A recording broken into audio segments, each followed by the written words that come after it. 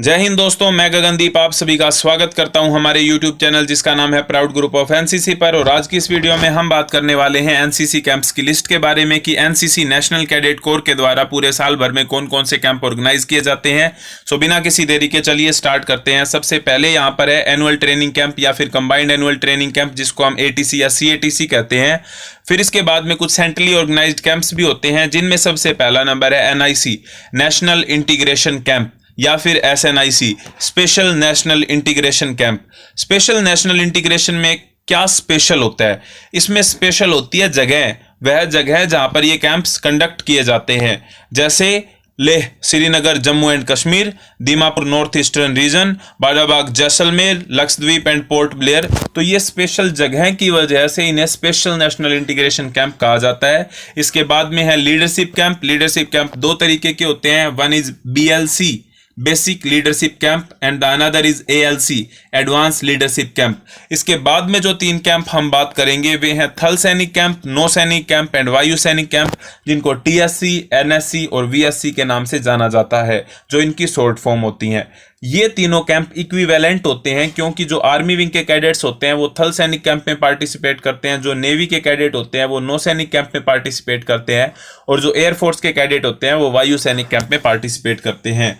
Next is rock climbing training camp RCTC. इसके बाद में जो कैंप आता है that is most prestigious camps of the NCC. National cadet corps का सबसे बड़ा जो कैंप होता है that is republic day camp. हर साल 1 जनवरी से लेकर 29 जनवरी तक दिल्ली कैंट में लगता है रिपब्लिक डे कैंप, जिसके लिए पहले से ही सिलेक्शन स्टार्ट हो जाते हैं। अगला है हमारा प्राइम मिनिस्टर रैली, जो कि एक इवेंट होता है रिपब्लिक डे कैंप का। 28 जनवरी को पीएम रैली होती है। इसके बाद में कुछ अटैचमेंट ट्रेनिंग होती है। अटैचमेंट ट्रेनिंग क्या होती है? जैसे आईएमए अटैचमेंट, ओटी अटैचमेंट, जो आर्मी वालों के लिए होती है। इसमें क्या होता है कि एनसीसी के कैडेट्स को IMA Indian military academy Dehradun, जो हर एनसीसी कैडेट का लगभग सपना होता है कि वो एक दिन आर्मी में डिफेंस ऑफिसर बने, आर्मी में ऑफिसर बने, नेवी में ऑफिसर बने या एयरफोर्स में ऑफिसर बने। तो वहां पर जहां पर उनकी ट्रेनिंग होती है ऑफिसर्स बनने के लिए, वहां पर जाने का मौका मिलता है, उस एनवायरनमेंट को समझने का मौका मिलता है। 10 दिन के लिए वहां पर रहते हैं, सीखते हैं और सभी एक्टिविटीज वहां पर होती हैं। ये होती हैं अटैचमेंट कैंप। तो अटैचमेंट बहुत तरीके की होती है। आर्मी यूनिट्स के साथ अटैचमेंट, इंडियन मिलिट्री एकेडमी में अटैचमेंट, ओटीए में अटैचमेंट, मिलिट्री हॉस्पिटल में अटैचमेंट, एयरफोर्स एकेडमी में, वेरियस एयरफोर्स स्टेशन में, इंडियन नेवल एकेडमी में और naval ship attachment.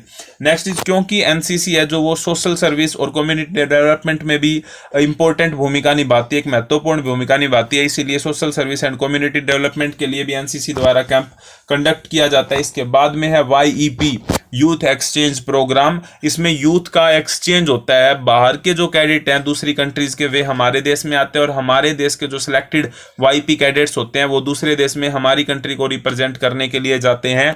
That is known as YEP youth exchange programme. इसके बाद में कुछ एडवेंचर बेस्ड लर्निंग भी होती हैं, उससे रिलेटेड होते हैं mountaineering expedition, all India trekking expedition, camel safari, para sailing, para basic course, cycle and motorcycle rallies, sailing expedition, sea sorties. ये सारे एडवेंचरस कैंप हैं। जिन बच्चों को, जिन कैडेट्स को एडवेंचर अच्छा लगता है, वे इन सभी कैंप्स के अंदर पार्टिसिपेट कर सकते हैं।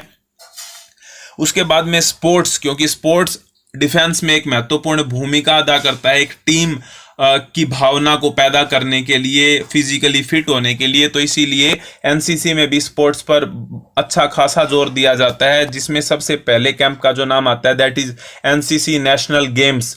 एनसीसी नेशनल गेम्स 2013 में सिलेक्ट हुए थे। इसके बाद आता है जीवी मावलंकर कैंप के नाम से एनसीसी कैडेट में जाना जाता है, जिसका वास्तव में नाम होता है ऑल इंडिया जीवी मावलंकर शूटिंग कॉम्पिटिशन।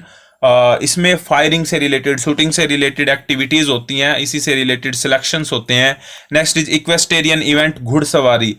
इसी जिस तरीके से आर्मी में अलग अलग यूनिट होती हैं, इसी तरीके से एनसीसी में भी R&V होता है, जिसको हम रिमाउंट एंड वेटनरी कोर्प्स कहते हैं, रिमाउंट एंड वेटनरी यूनिट कहते हैं। उसमें इक्वेस्टेरियन घुड़सवारी के इवेंट होते हैं। Jawaharlal Nehru cup hockey tournament NCC के कैडेट उसमें भी पार्टिसिपेट करते हैं।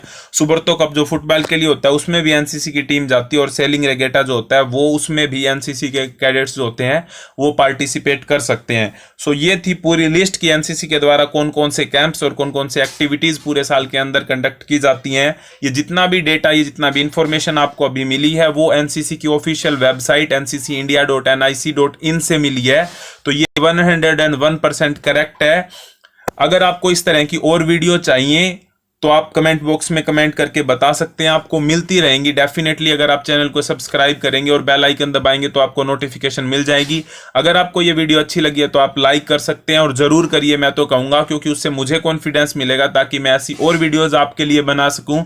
अगर आपको लगता है कि इस वीडियो से किसी आपके दोस्त को फायदा हो सकता है तो उसको जरूर शेयर कीजिएगा। नेक्स्ट वीडियो के लिए जुड़े रहिए proud group of NCC channel के साथ। तब तक के लिए जय हिंद, जय भारत।